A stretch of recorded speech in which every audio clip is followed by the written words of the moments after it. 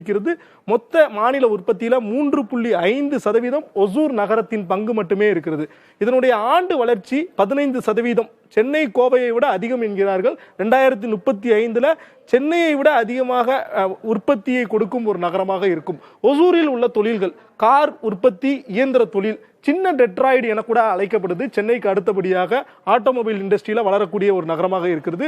தகவல் தொழில்நுட்பம் பெங்களூருக்கு தெற்கே அமைஞ்சிருக்கிறதன் காரணமாக நிறைய ஐடி பூங்காக்கள் இங்கு அமைக்கப்பட்டு வருகின்றது.